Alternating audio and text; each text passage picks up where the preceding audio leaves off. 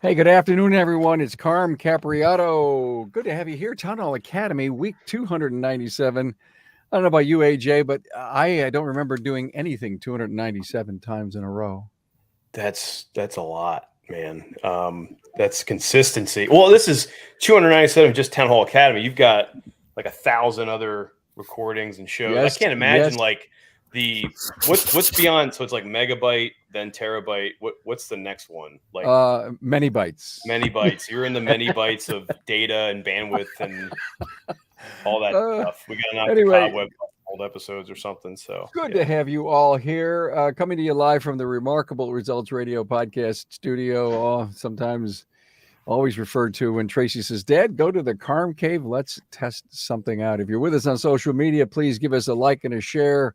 I know we get an awful lot of views on this over the weekend, and actually forever when we publish this as a podcast, always on my YouTube channel.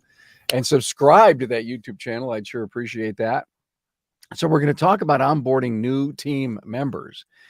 And my thoughts are immersing into your culture, setting expectations of the new hire, and create a level and a culture of belonging. Soften the rough edges to make a big career move seem really extremely important. This is why they're doing it. And also figuring how to celebrate our new team member. Good to have AJ Neely with us from the Neely Auto Service, Edgewater, Maryland. 4 stores now. 4 stores. Yeah, good to be here, Carm. Thank you. Yeah, thanks for being here, man. Sam Craven, the Garagisty, Houston, Texas. Hello, Sam. Hey, Carm. Hey, guys. Good to have you here. How many stores now? One. Good. I've been open 2 years, and actually been trying the last about 4 months, trying to get that second location going, and trying to buy existing businesses. And actually today just made an offer on a piece of real estate, so Damn. which seems promising. So get that second location going. Good for you. Nice. Good for you. Glad to hear Yeah. it after just 2 years in. And Edgar Reyes is with us, Service Director, Shirts Auto Service, Shirts, Texas. Hey, Edgar, how you doing, man? I'm doing great. Living the life, Carm. Thank you for Yeah. having me. Attaboy, no problem. This will be, I think, your 4th episode with me. I love when you're on, man. I have to tell you. This is one of those dynamic under 30 guys in our industry. Pay attention to this mover, up and coming shaker. Give high fives to our great sponsors here on the show. You know, more cars equals more money. So the faster you check them in, pump out an accurate estimate, and move them through the bay, all the better. Get shopware.com for a smooth ride through every step of the day. And are you up to date on your training? Well, Delphi Technologies is so proud to offer over 30 courses run by ASE certified technicians for you, the professional. Turn the OE aftermarket supplier with over 100 years of experience. Inquire today. Talk to my friends at DelphiAftermarket.com. Hey, if you're watching on YouTube, please subscribe, give the video a thumbs up, and thanks. Okay, guys, every time I think of onboarding, I think of ghosting, and I don't want to talk about that right now because sometimes we so anticipate the process of bringing on somebody new, and occasionally they don't show up. But that's other shows we've done in the past. And so I don't want anybody to go in with a negative attitude. Why should I even bother and get all excited? The person may show up. No. The person's going to show up. That's the positivity here. And so what are we going to do and how are we going to bring it together? And Edgar, I want to go to you first because in your talking points, you basically say, look it. You got to have a process and a procedure to bring people on. You just can't, let me cross my fingers, cross my arms, and then go out and light a votive candle. You just can't do that. No, absolutely not. You have to, going back to like the setting the expectations that of everybody that we onboard. It's not just setting the expectations of what we expect from them, but what they can expect from us and what they can expect during their first day, right? Um, it, to begin with, in order to have or to onboard someone, you have to have a process and procedure. You have to make sure that the way I think about it is everybody in this industry is always making sure that our customers have a great experience. That when you have that customer, especially if it's their first time, that they have an amazing time. That the whole visit from beginning to end is great. but we don't do that with our teammates, especially not with our new ones. So we have to develop those processes and procedures to onboard the people. It starts with setting expectations on what's gonna where do you even park, right? Like when you Yeah. go in and you just see an empty lot and you're like, okay, I think this is where I belong. And then you park your car there. Then 15 minutes later, you have someone telling you that you're wrong because that's customer parking only. Come on, and it's only the first day, right? Yeah, That's it's such great points, AJ. It's the entire team that has to be totally behind onboarding a new team member. Yeah, it's like Edgar kind of mentioned, you got to have that process, right? And what's always easiest is, let's just think about it this way. You want that employee when they start on day one to be productive. You don't want day one to be a waste of effort, right? You don't want to spend day one onboarding them to your management system, onboarding on where to park, introducing them to the employees. Part of that process that we have is making sure that we do that all ahead of time, right? So having that process in place, so you're doing the walkthrough, you're making the introductions to everyone on the team, that they know where the coffee maker is, they know where to park, like Edgar mentioned. They know everything, so when they come in, they feel comfortable coming in on day one. The awkwardness of that is gone, the jitters are gone. That way, when they come in on day one, they're literally ready to go, ready to work, answer phones. Let's say if they're an advisor, we have a training process for them to go through, just to understand like how to build an estimate, how to understand how the phones work, everything about that we can get, anything that we can give them before they start on day one. Also doesn't cost you as much. The better you're going to be, because they're going to be productive on the first day that they show up. And that's really what we're after. And so with the team, it does take a team effort, right? And so, and kind of like what Edgar mentioned before, there's a process even in the interviewing. So we're just talking as if, all right, we got a candidate that's aligned with our values. Now what's the next step in getting them on? And it's of course a team effort. I want to dig into that a little bit more, but Sam, I think you agree with AJ on it starts even before they show up on day one. Yeah, for sure. Employees are what I'm finding good people is the hardest part of this industry, and that's the good people part of it. And our interview process is a process. It's literally 3 stages, and the last stage of that interview is we actually have them come in and spend half a day with us. And part of that interview process is, number one, us selling them selling us, but then also getting them comfortable with our process. They get to kind of see the way that we work, who they're going to interact with, how they interact with them, what our company culture is like, and all of that to me is a good first step before they even start. He said, us selling them selling us. And all I could think about was a car transaction. So, go with me, because I'm a squirrel who looks for nuts, and all of a sudden I saw one there, right? Okay. And I wrote down the word transaction, and I wrote down the word, okay, I'm going to buy the car. And then all the ugly paperwork happens, and then there's all this other stuff that you didn't think or know about. And so my warning to this whole transaction idea, which is, I think, smart to think about, is how can I even make post transaction softer and easier? And to AJ's point, how much time do you spend with them before they gave a 2-week notice? Where do you integrate that training? Yeah, I'd say it even starts in the interviewing, a process itself. I mean, we also have like a multi-interview or multi-touch point, interview process, right? So it's like we do have multiple locations. So let's say, for example, I'm looking to hire a technician. My head of operations, Jason, he is going to put up the ads, look for the qualified candidates to see what their technical ability is, right? And of course, we're also screening them to make sure that that the gut check feels good, that they're going to align with our values and things of that sort. If that initial like virtual interview or phone call goes well, then we do an in-person walkthrough of that location, give them an opportunity to introduce them to the team. Because like Sam had mentioned, we are trying to sell ourselves, honestly, as far as like why we're a great place to work for, right? And what we never want to have happen is I always use the like back to the new car analogy, right? We want reality to be better than the brochure, right?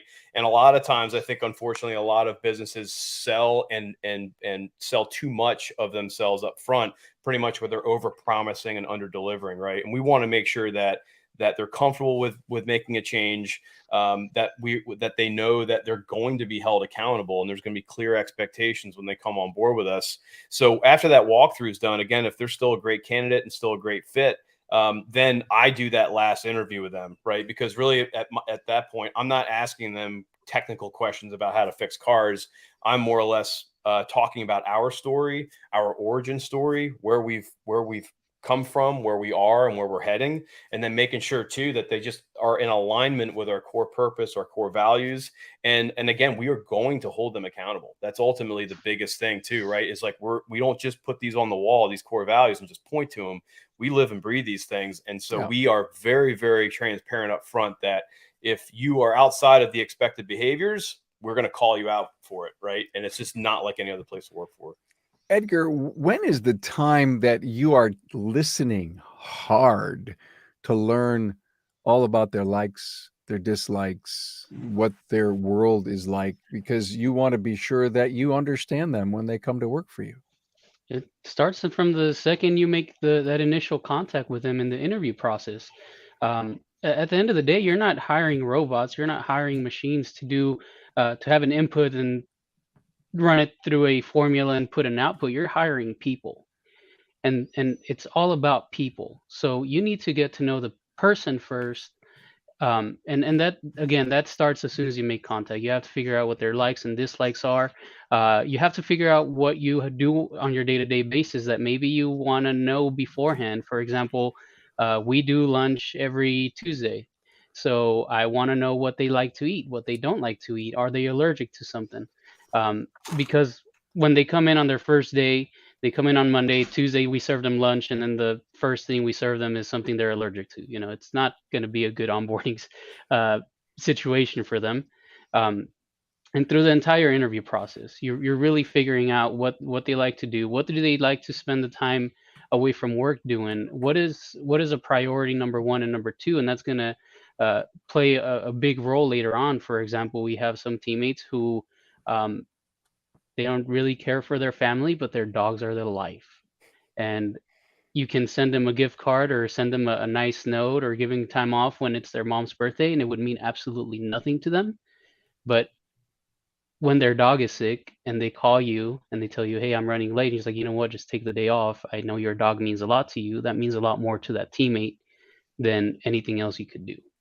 So getting to know them as a person, it starts right away, and it's very, very important. It's crucial to the success of not just onboarding but retention in the future. I find it amazing. I pause there for a second because I've been around for a long time, and I've hired and fired a ton of people in my life. And back in the day when I was the SOB, son of boss, it was different. It was different 40 years ago. And Edgar brings up such an incredible point about where we are today and the culture of our world and our life and what matters to people. And if that's any takeaway, the dog story, some may say, no. Some shop owners have dog mascots because they're that important to not only them, but to their client base and everyone, Sam. Yeah. Yeah, we got two dogs in the shop at all times. My shop foreman and my dog comes in, and they're wonderful greeters for people. People love it. Just kind of takes the edge off. Yeah, you kind of need those therapy dogs anyway in our industry. So, oh, that is. It's going to be $3,000 here. Here's my pet dog. Here's puppy. Here you go. Yeah. Who doesn't like a dog? Anyway, thank you so much for bringing that up. So it's the expectations that need to be set. And I know, AJ, you say you do the final interview, but do you listen enough in that final interview? You tell the Neely's story, but are you just helping? Again, you have people that help you run your company, but it's still your job to know all of the people that work with and for you. Yeah, 100%. It's really just understanding who they are as a person, right? Back to what Edgar was saying, is connecting with them on a human level, because they are not a cog in a machine. We want them to be linchpins, right? That's one of our core values: be a linchpin. We want you to be so indispensable to this organization that you pull that pin out, the whole thing falls apart, right? And not a lot of business owners and small businesses and any business in general really want to have that kind of a mindset, but we want to empower them. And it's our job as leaders to remove any obstacle in their way to doing the best job that they can possible, right? To continue to create raving fans. So, yeah, it's ultimately understanding them as a person, right? What are their hobbies? What do they enjoy doing? Do they have family? Things of that sort. And also, too, I like to understand, just initially before I go on my spiel or my speech, as I say, why they're even talking with us, right? What is it about where they're currently working or they've worked before that they did not like, right? And again, it's a setting those expectations. So when I hear about horror stories, especially honestly, we're getting a lot of people from dealerships right now because they are treated like numbers, they are treated like cogs. That we can tell a different story. We can we can connect with them on a human level. We can reward and recognize great individuals that work for us. It's funny. It's the little things that cost you nothing that will create that loyalty and the retention, that you'll have an employee for life, right? And ultimately, on that trajectory and career path for our employees, we ultimately want them to retire, at a reasonable age, and most businesses aren't thinking that way. We're thinking so long term with these employees, so when they get to 65, they can hang their hat up and they can enjoy those golden years out there. So yeah, it's just great. It's kind of selling that vision as far as what we have and how we are here to hire people, not just to be part of a company, but part of building a great company. And it takes that incredible human capital to do that. So yeah, it's all about people. And it's funny when you go back, when you talked about this earlier, Carm, about the ghosting and the people that don't show up. We're on a different level as far as hiring, right? Because we all in this room have a process in which we hire people to know that they're not going to ghost us, right? We've before I ever talk to them, we know they're not going to ghost us, right? If we did, then we've got a serious breakdown in our process along the way. So, if you're a shop owner out there running into a lot of people ghosting you, definitely look at the process, but also don't be in a rush to hire someone too. It's the analogy we use is just trying to find anybody that can fog a mirror. It's beyond that, right? And so if you're looking for that long-term loyalty, retention, and quality, then you've got to slow down that initial process a bit. Chime in, guys. Well, AJ said a lot there, but definitely he definitely hit back again and again and again on the personal side of things. Being really caring about people, and the reason why a lot of people who are out in the market in our industry looking for jobs is because they're treated as cogs in a machine, right? So bringing that personal touch goes back also to our process and procedure, where that's almost even built in a little bit. I mean, one of the processes that we have is that we give our new teammates what we call a swag bag, right? So it's got uh, just a bunch of goodies in there, t-shirts, hats, pretty generic stuff, but we always try to include at the very least one gift that is personal to them.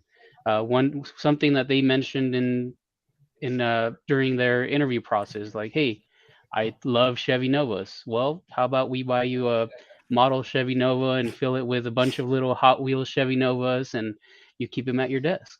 And that's actually a true story. It's little things like that. And then what that creates for that process is not just that it's a process that's fun to do and exciting to see unravel and happen. But when that new teammate goes through that process and then later on are put in the process of having another teammate come on board, they just remember how much that meant to them, how much they liked that, and how that made them feel, and they want to do that for other people. So when you have that built in there and you do that for your new teammates, the teammates that you have now will take care of the teammates that you bring on board later. And it's an awesome process to have and to see unravel, and just to see how people will take care of people when they're being taken care of. Sam, I'm curious on something. I like what AJ said. You're interviewing somebody and you're finding out about where they worked and what they weren't happy with and why they're sitting in front of you. But I can't help but think you're interviewing someone and they're saying the things to you about why they want to leave, and you do some of them. And you know that to fog the mirror, and your guys are so unhappy, you're so behind, you can't get cars out, you're looking for a machine that pops out widgets, you hire the person knowing they may not last more than 6 months. Golly, I can't imagine that happening, but I believe it does. Yeah, I was actually having a conversation with a shop owner yesterday who who would do that, and that's okay if that's your model. I'm in a situation right now where I need 2 technicians so bad I can't see straight, but I'm saying no to the technicians that don't fit our culture, or don't have the skill. But it's happened before where I've interviewed someone and they're complaining about, I don't know in particular, something another shop does in their process, or the fact that they pay flag rate or whatever. And I've found in those situations it's best to stop and address something like that.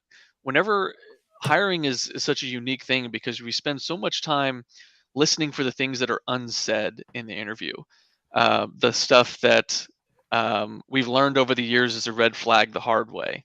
So if someone says something like my interviews, I go into my interviews with like 3 or 4 questions to ask, and that's it. And the rest of the time, I'm just active listening to what they're saying.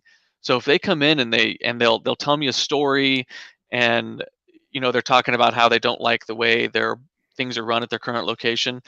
My favorite interview question to ask is, "Well, tell me more about that." And get them to just dive into it a little bit more so I can learn the way they think and the way they interact with other people. Well, tell me more about that boss you don't like. Well, tell me more about that time that coworker upset you, or tell me more about that time that you flagged 100 hours in a week, or tell me more about, just get them to ask questions and, speak as much as they can. And that does 2 things. My background's heavy marketing and sales and less on owning a shop. And the rule of thumb is the person asking the questions is in control of the interview. It's not the person talking about stuff. And so a lot of times that person is going to learn more from you by the questions that you ask than if you just stand up and say, "We're awesome, pay attention to me, everything else sucks."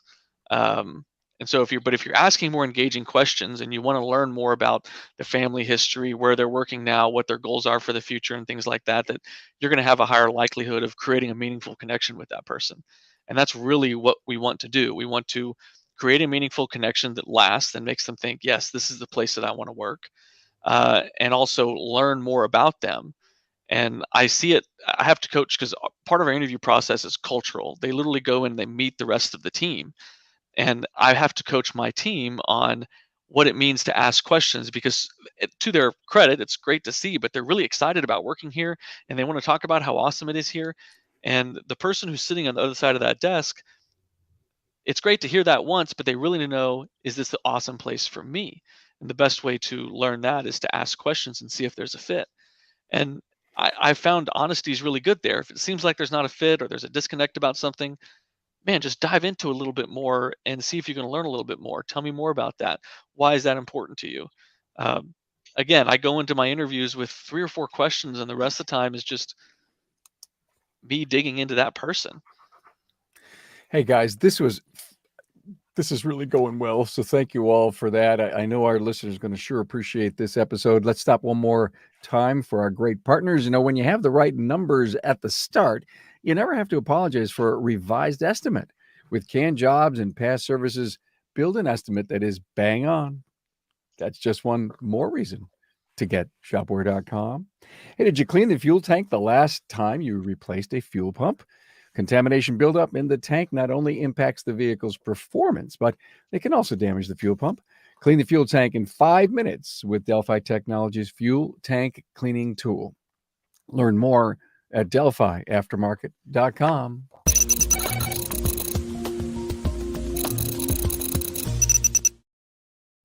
Hey guys, this is great. Thank you so much for where this thing is headed. I got a question for all of you regarding Sam. You spoke at depth about getting that individual out to the team to, see if there's a cultural fit. And you say, did you coach your people on how to ask questions or what to listen for? Slowly on what to listen for, but it just coached them to ask questions you want to be interested, not interesting. That's the word that I use when they're talking to someone. Nice. So you want to get to know that person and be interested in who they are. And you do that by asking questions about them. You don't do that by telling them about us. The other thing too is that all of us very naturally do that. We'll start talking about how awesome this place is to work, the kind of things that we expect when we're looking for someone, and then we're basically giving them the answers to all the tests on exactly what we want them to say. So, but if we ask questions and we're interested and we see the way that they think or the things that are important to them, and then we can match them up to our values versus, hey, these are the values we want, and then wait for them to just parrot that back to us. Yeah. Now, AJ, you do this in your shop, am I right?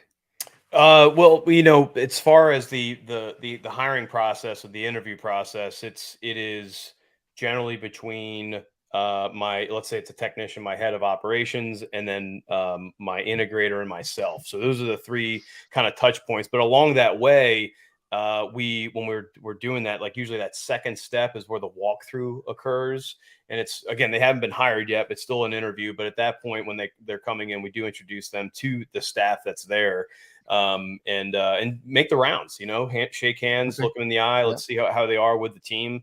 And as far as like a full on debrief with everyone on the team with that, not necessarily. Obviously, if someone's got a red flag, obviously we would probably pick that up first. But some actually, as I think about that, sometimes we've been in a potential interview, but they knew, like someone knew that person either at a previous job or something like that, and they're like, "Oh, hey, hadn't seen you in a while." And then usually after the fact, they may give you some intel that could hurt or harm them, right, help or harm them, right? So that sometimes is good because you do want to make that introduction because maybe they had been working together, you had no idea, and so you'll get some insight along the way there. What I'm searching for, guys, is this part of my curiosity. When Sam, in the case of, and Edgar, I'm not sure if you do this, but when you're sending that individual out, dump them in the pond with the rest of the goldfish, are you counting on your people to come back to you with a thumbs up or a thumbs down or a comment or a feel? Sam, AJ's got a bigger business. He's got some other people in charge. You've got a 2-store operation, Edgar, and I know you're continuing to grow, and there's more people in the hiring decision. But let's just put our single store hats on. There's more of them out there than there's multi-shop operators. What do we tell the single shop owner how to collect or collaborate with this individual who's spending some time in the bays? I think we leave it, we trust our people, right? If we hired those people and they went through the interview process and they're good people, we trust them to make the decision that whether they think that person's going to fit. I'm a single store operator, but I've got a shop foreman and a store manager. And the store is pretty autonomous without me, but I trust my leaders. I trust my leadership to be like, hey, this guy's no good, or hey, this guy's for sure good. Even last week, I was out all week racing, and we interviewed 2 people, one of which we're going to bring back, both of which I've only talked to on the phone, one of which got the 3rd interview, and the other one, my guys were like, hey, no, this guy's not going to work at all. He's not a good fit. So I just trust my people. Okay, great. And we'll go after the one we think is a good fit. One thing that I trust is intuition. And usually when I go against it, it doesn't work out. AJ, is intuition big for you? Oh, the gut, man. The gut is so powerful. I listen to that often. Generally I'm like, I just ate, so it's not that. So generally, if there's some uneasiness there, that 6th sense, it does come in handy. So, and so, I don't like to label it paranoia, but listen to it. Yeah. And start asking questions, like you said, of coworkers and things like that. And I got to say too, as we've been in this, I've been taking a lot of notes here. I'm also learning from these guys as well in the room about how we can refine our process, right? Like I love the swag bag idea. And I do want to make sure that we are creating and making sure that part of the process is that open feedback from the employees that are currently there working with that new person, making sure that they know that, look, you're going to be working with this person every day. So we really do rely on your feedback to understand that. So, and yeah, if their gut is uneasy, we want to know about it. And that way we can just kind of keep an eye on things and see how it progresses. Hey, Gary, how does it work at your place? Are you bringing that candidate to your people? Yes, we do working interviews, especially with people who we actually want to bring on board. If we're doing a working interview, we're pretty much already know that we want to bring this person on board. We just want them to get a feel for the day-to-day, what our culture looks like, working with teammates, what their process and procedures looks like. But I'm going to take a step back here because you asked how do we gather that feedback from our teammates, and do we Sam had mentioned that he coaches his teammates on asking some questions and how to open that dialogue up. For us, that starts on our weekly meetings.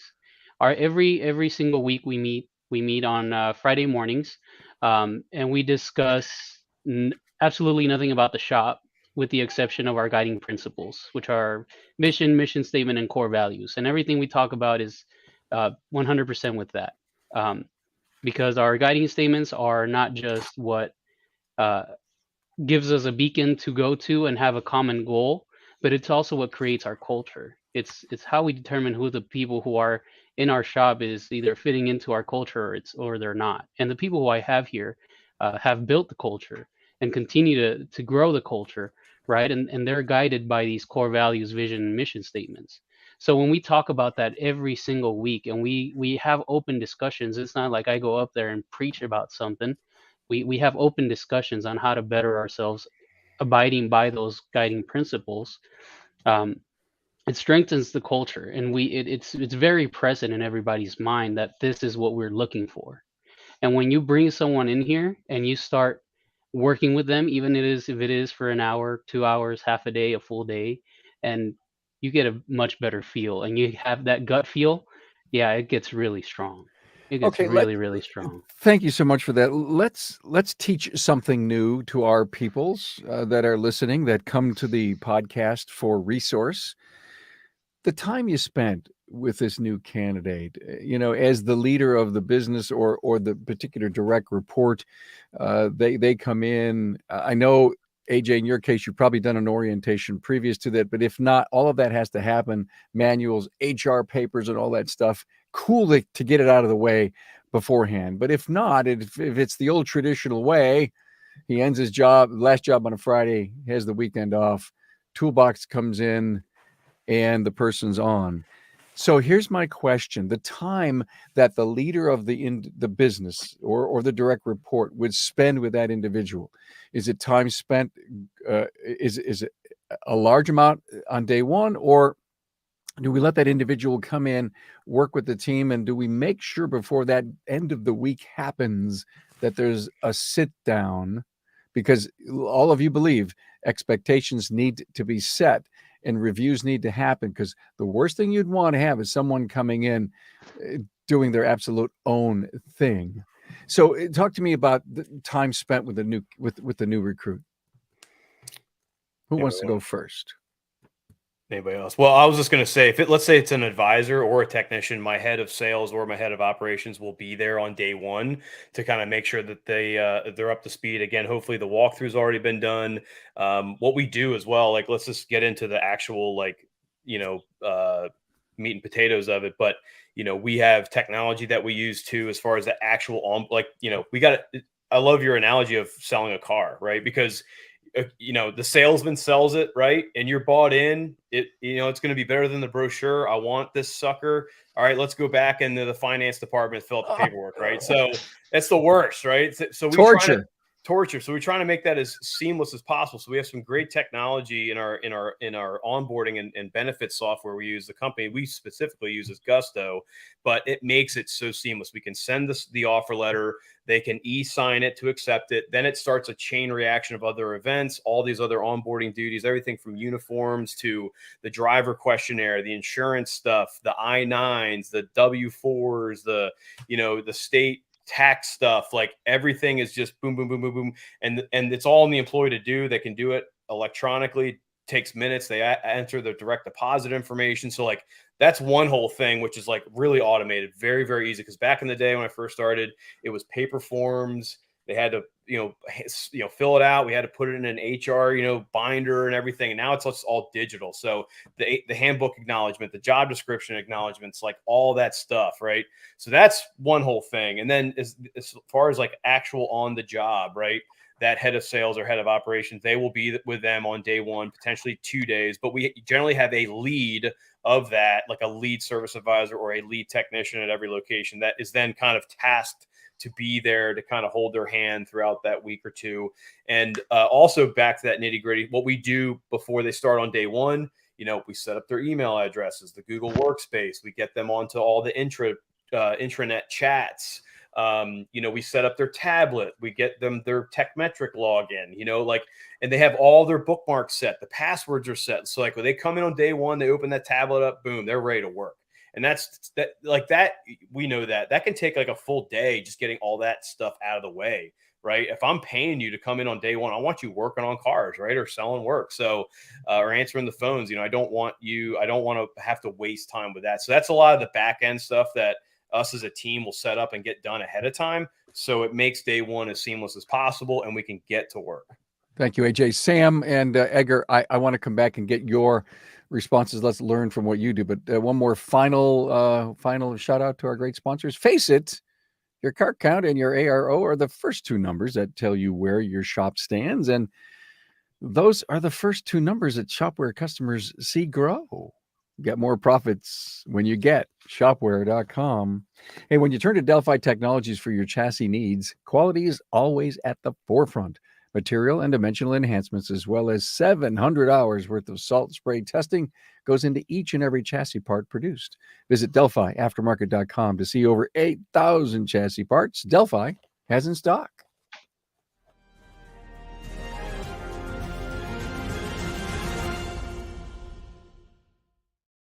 Okay, let's learn from you, Sam. Time spent with the candidate?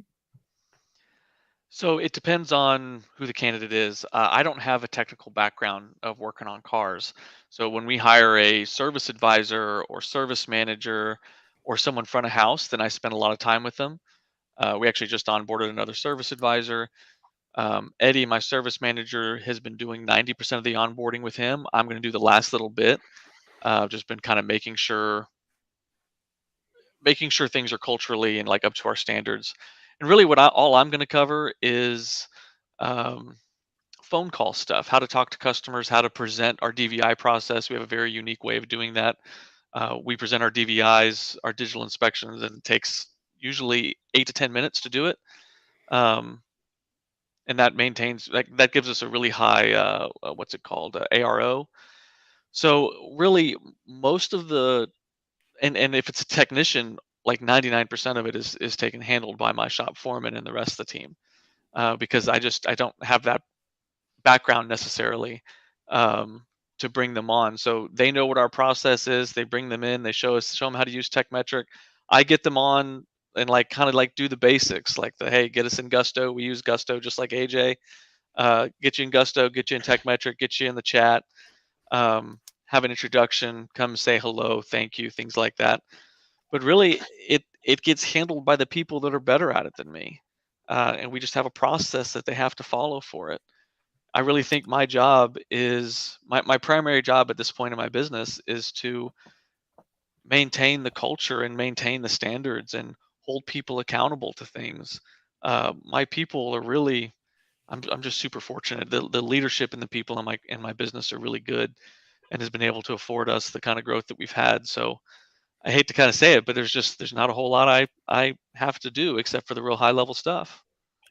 Well, that's how you've designed it, and God bless you for that. Great, Edgar. How's the onboarding? Who are they with? So the first day experience is the same for everybody, no matter what your position is on the team. And much like AJ, we set up a lot of things before they even show up. All their passwords, their logins, all that stuff is already set up, ready to go because AJ nailed it on right. So setting up a lot of those things can take up a whole day, and you don't want to waste that whole day when you're onboarding somebody. So um, we set up a lot of that beforehand, and then when they show up for their first day, it's everybody has the same experience. They go through our entire process from beginning to end. They talk and sit with different people to see what that looks like. If you're a technician, you're going to spend some time with an advisor, and you're going to spend some time with our production team building estimates, looking for parts. And it's because it gives everybody a good sense of the big picture of what it all encompasses and why the things that they do on their day to day, no matter how small, matter. Um, Something like if you do hire a technician, we have a section in our inspection sheet where they enter notes, miscellaneous notes, to where if you're recommending rear brakes, we want to know how many wheel studs and caliper pistons there are, right? Um, a technician can sometimes look at that and say, why do I need to fill this out? It doesn't make sense, and just send it on. But when they get to sit down with someone in production and see that there are 5, 6 different options, and those small things matter, like the production date, small things like that, then they can understand why that matters and why it affects the entire team and how it Got slows the it. whole process down. Um, and after once we get past the first day, none we don't want any of our new teammates to do anything by themselves for at the very minimum 2 weeks. So for 2 weeks, they are paired with whoever the lead is in the position they're in. If they're an advisor, they spend 2 weeks with our lead advisors. If they're technicians. They spend 2 weeks with our shop foremen and lead technicians, just learning the whole process, learning our systems and procedures and policies, how we like to do things, our standards, all of it. Same thing in production. It's so that when they are finally let go on their own and they are expected to perform and do things, they've had 2 weeks of seeing how it's done, how it's properly done, not just hands on, but also in writing, because we do use Trainial, um, and they go through all that training. They see all those modules. They see what the expectation is, going back to setting the expectation so that we can later on hold those teammates accountable, right? So what I'm walking away with is a couple of things: Trainial, right, Yes. and Gusto.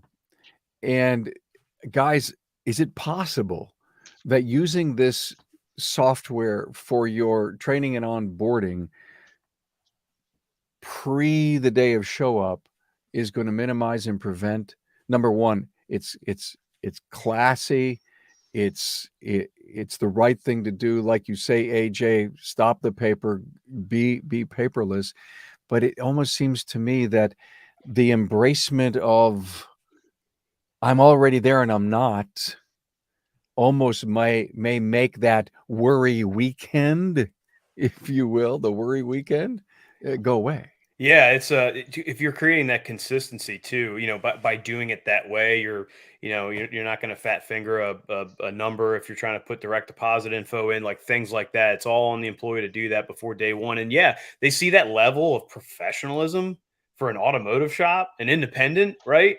Dude, this is next level. They've probably never seen that, from any employer, right? There's probably Fortune 500 companies that aren't doing what we're doing in the way that we're onboarding them and doing it consistently. I've heard of Trainial. I don't use them, but I use a company called Playbook Builder that's very similar, and it puts all of our processes on a website that's mobile friendly. It's like one of the things we do on day one is that they got to have 4 apps on their phone, right? They got to have their Google account so they get email and calendar. They've got to have Gusto so they can clock in and clock out. That's how we also do the time tracking on that. They've got to have traction tools because we run our business on EOS. So traction tools is how we conduct meetings. They see their numbers, their rocks, all that stuff.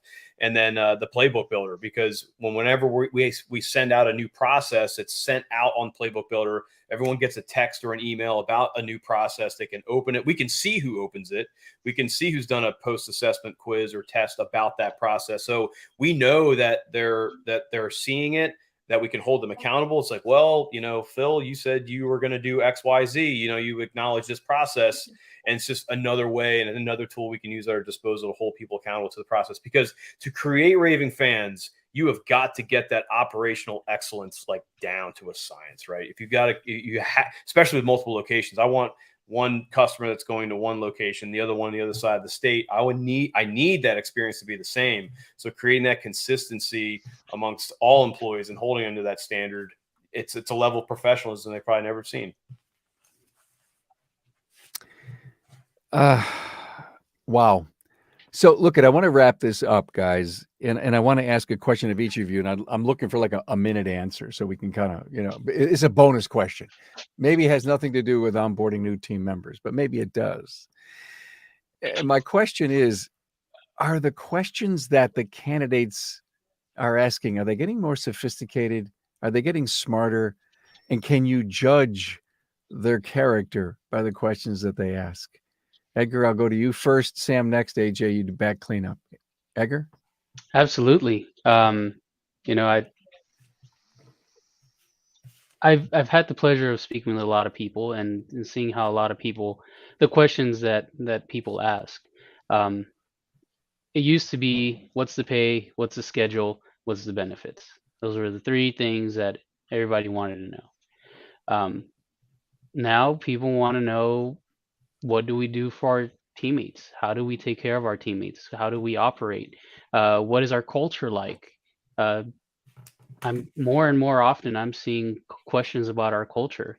So they are becoming more sophisticated. And when we're understanding what people actually want out of their workplace, they're not looking, obviously everybody's looking to make a good comparable living, but that's not their number one concern.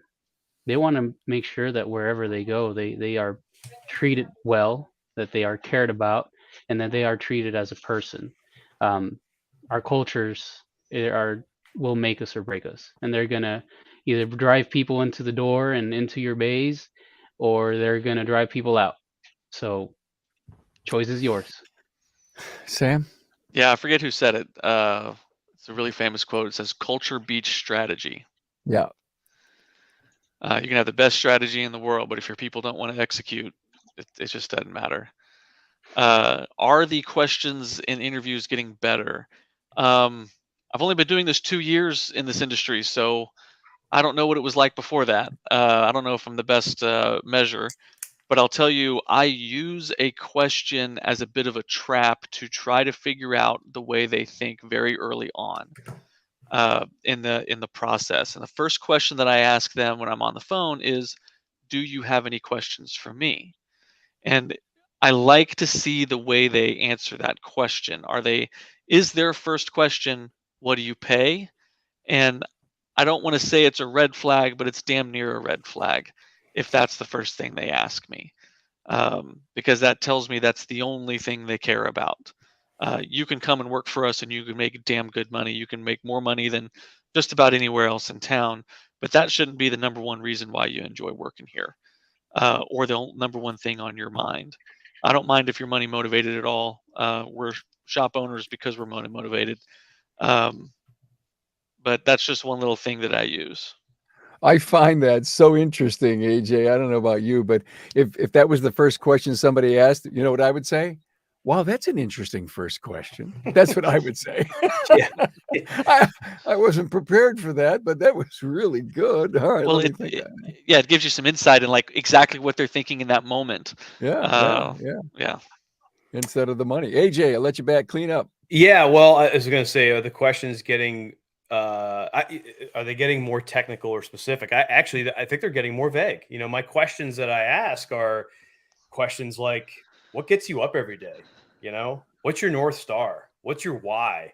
Again, I don't think, again, we're coming into this with a level of professionalism and a level of understanding of a potential candidate that's going to be unlike anything else, right? Because most of the interview questions probably at large companies, they just like, how many hours can you flag, stuff like that. It's like, but AJ, what about the questions that you're being asked? I mean, are they getting technical? Are they talking about margins and productivity, and what kind of training are you doing? Do you have a training budget? I mean, are those kind of questions showing up? Generally, a lot of them are generally addressed before. Here's what's amazing with us too. I have to say, not to brag about this, but yes, that there's a technician shortage. Yes, it's hard to find good help. But what's great is we have a reputation of having being an incredible place to work for. And so when it comes to hiring costs and trying to find great talent, we're finding that the talent is coming to us. They may know someone that already works here or has worked here before. And so when they're talking about Neely Auto Service, again, those employees, those current employees, are our brand ambassadors to the rest of the industry in the area. And that there's no better referral, right? Even when it's your own customer, there's no better referral than another customer that's really, really excited. So when we say one of our core values is create raving fans, that is not external to our customers. That is more internal to our internal customers, our stakeholders, than anything else. And if we're creating raving fans there, they're going to go out and scream from the top of their mountains about us. And so a lot of those are already answered. They know that the benefits that we have and the training that's paid for and things like that. That's also like just thrown out there on the ads that are out there. So if they're talking to us from a referral, they're already bought in. They're like, when can I start? And there's nothing more fulfilling than that. Guys, this was great. Thank you so much. Lots to learn here. Thank you for sharing your passion about this topic, onboarding new team members. Sam Craven, the Garagisti, Houston, Texas. Thanks for being here, Sam. AJ Neely, Neely's Auto Service, Edgewater, Maryland. And Edgar Reyes, Service Director, Shirts Auto Service, Shirts, Texas. Loved it, guys. Thanks so much. Have a great weekend.